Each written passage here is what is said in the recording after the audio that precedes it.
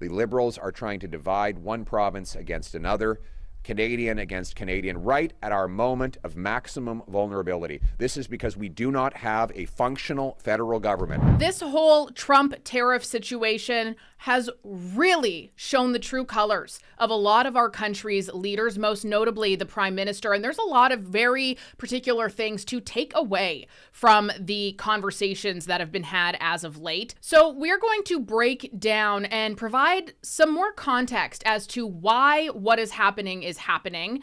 And again, in my opinion, it all stems from absolute narcissism, failed leadership. And when I say narcissism, I mean it in the sense that as narcissists go, when you stroke their ego, you are far more likely to have a better relationship with them. But when you refuse, oh my Lord, will they ever do everything in their power to destroy you? You know, I recall my last job having this conversation with one of my co-hosts where I was instructed to learn how to play the game. I was told you should just compliment a little bit more.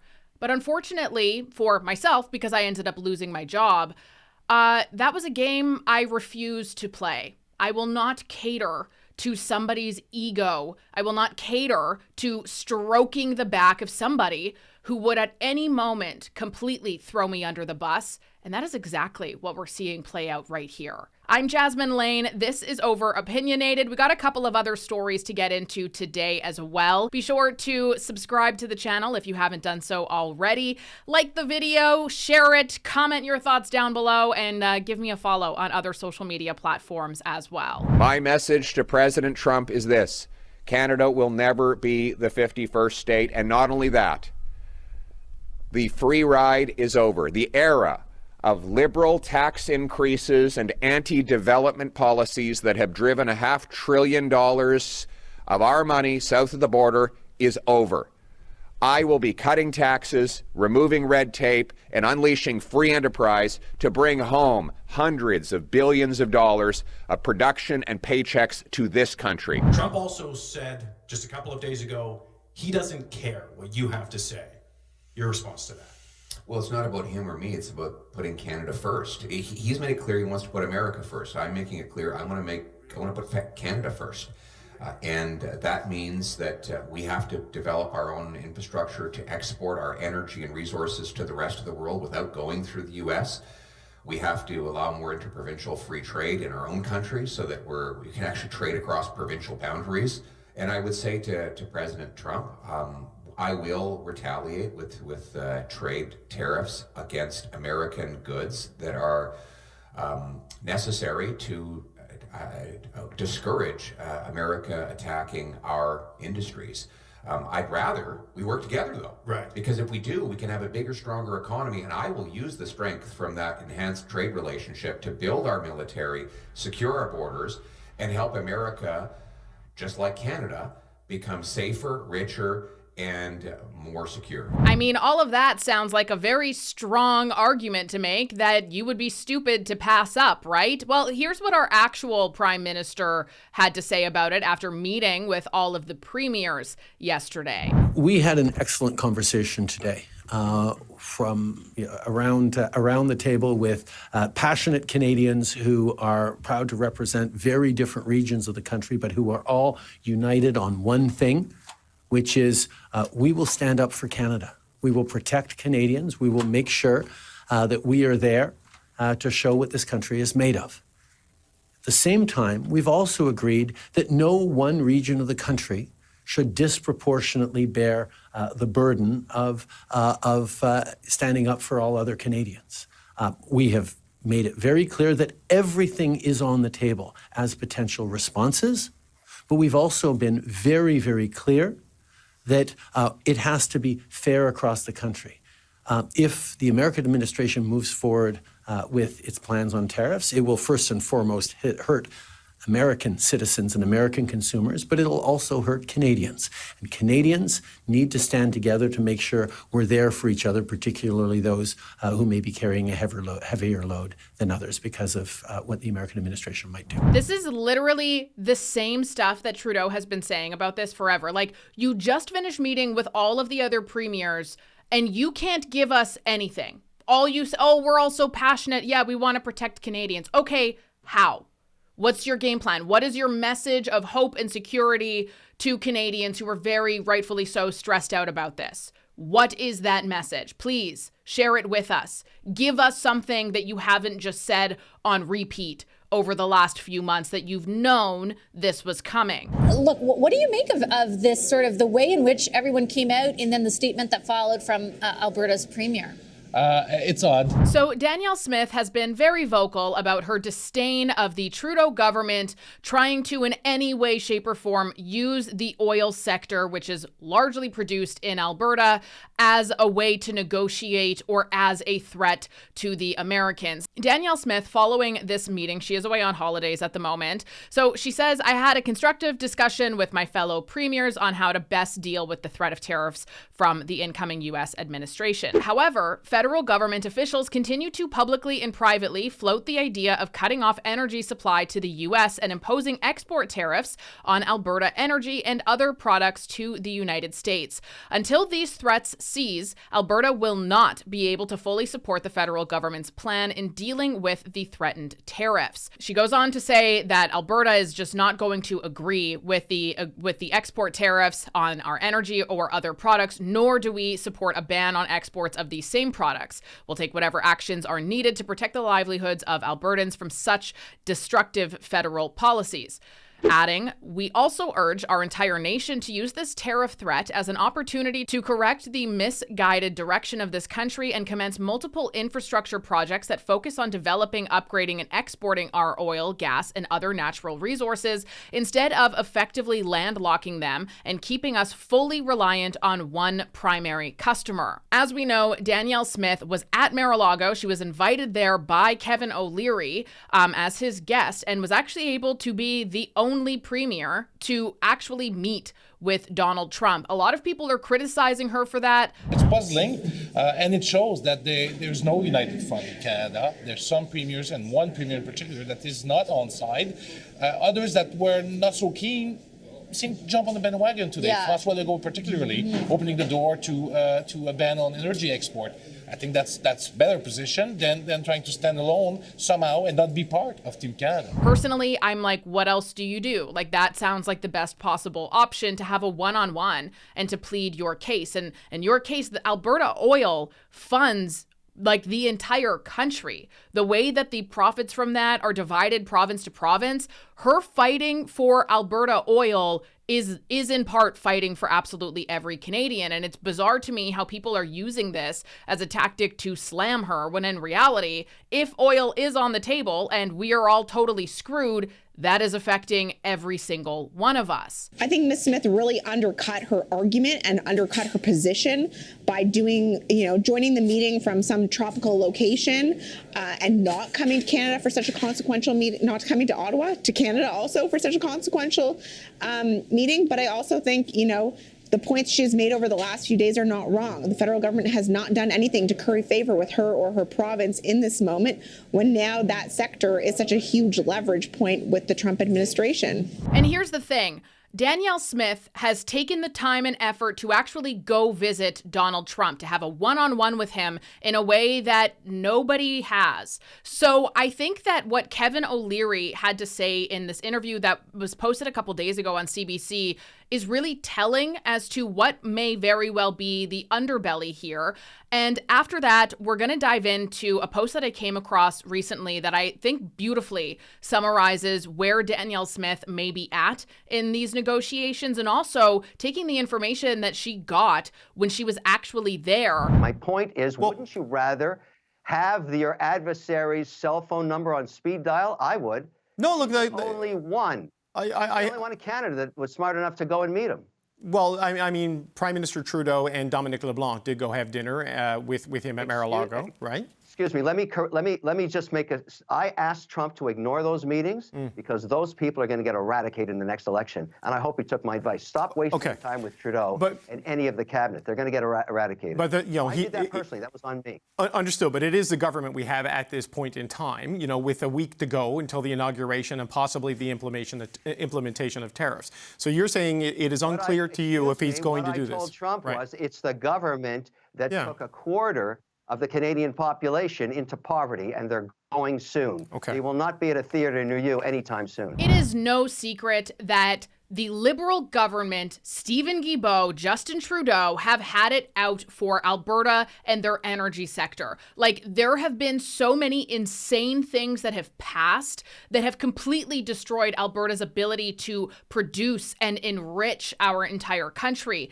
as a result of that. Because it's the climate narrative, we got to be careful about climate change and emissions, even though if Canada were to be wiped out as a nation, it wouldn't make a dent in global emissions. But okay, sure, yes, please keep taxing us harder. So the government of Alberta did not approve the joint statement between the government of Canada and the Council of Federation that took place yesterday. So either this is incredibly traitorous behavior, or this is something that makes a lot of sense when you start to dig down into it. So what's your reaction to that? Why were you unable to bring her on board with this? Doug, you want that? Well, that's what's unique about our group. Everyone has their interest at heart, and I respect Premier Smith. I respect that she's concerned about protecting her energy, and that's her choice. That is her choice. But I have a little different theory. I have a different theory that protect your jurisdiction, but country comes first. Canada's a priority. And I don't believe in jeopardizing one sector or another. Premier Smith's oil is Ontario's auto sector. But please note how Ontario's auto sector has not had any of the same conversation around it to be used in the same way that Alberta's oil sector has. So yeah, you can make the same comparison, but the talk has been about tariffs regarding oil, not about the auto sector. We need to be united. Donald Trump is a brilliant negotiator. That's what he's done his whole life. That's exactly what he's done. And he's sitting there with a big smile on his face thinking, wow, I'm going to divide and conquer. Remember one thing, united we stand, divided we fall. We need to be united. The incoming American president specifically and has explicitly targeted one industry in Canada, one sector of the economy. And it's not the Alberta oil industry. It's the Ontario auto sector. It's an auto pact that has been incredibly successful for 50 years in building cars on both sides of the border that benefits both Canadians and Americans. That's the target. But you don't hear Doug saying, oh, no matter what, we got to protect the auto. Yes, he does say that, but it's not at the expense of everything else. He's just pointed out that he's a Canadian first, as much as he's passionate about Ontario. And I think that's something that we all share across this table, of saying, you know what, the interest of this country means we're going to have to look at everything we can, and we'll make sure that it's fair across the country, but nothing can be off the table if the U.S. continues to choose to move forward with these punishing tariffs on both Canadians and Americans. Oh, look at those true colors being shown in the deal with the devil that Doug Ford signed clearly. Well, sure, I can agree that, yeah, nothing should be off the table, so to speak. I also need to just point out a really, really major difference in that back in 2023, as an example, Ontario's automotive sector only contributed $18 billion to the Canadian GDP versus Alberta's oil sector, which contributes approximately $144 billion annually. That's a big difference. That is something certainly worth protecting. To my knowledge, it's not as though the automotive sector in Ontario is also giving equalization payments and funding other provinces and their needs, but Alberta's oil sector certainly is.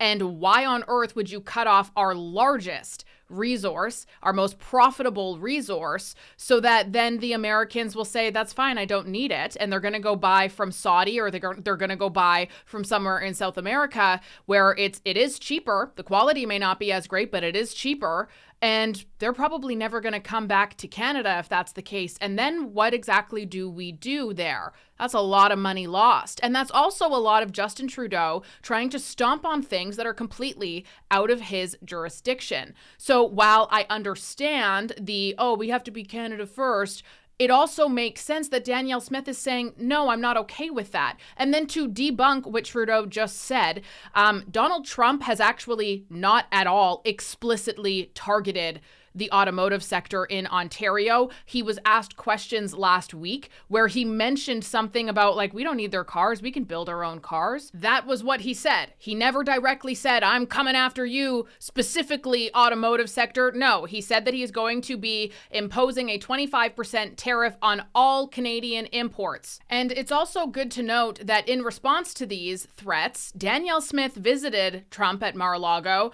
and Doug Ford launched a multi-million-dollar advertising campaign that was all aimed at strengthening the economic ties within Canada and the US, and to really make sure that Americans are familiar with how key of a trading partner Ontario is. So it's not like he's just sitting idly by, oh, it's okay, you can just, yeah, Trudeau, you can just take whatever you want from me, it's fine, I'm Canada first. No, he's also been doing things to say, stop doing this. Please, you're hurting us. Please stop it. So that in and of itself, it's two different approaches. One of them is really, really severe in comparison to the other, though. And to point back to Danielle Smith's initial comments on this about her rejection of signing on to this, she really emphasized how important it is that the biggest takeaway we should be taking from this is that we need to have the infrastructure built so that we are so self-sufficient. We have every opportunity to be self-sufficient.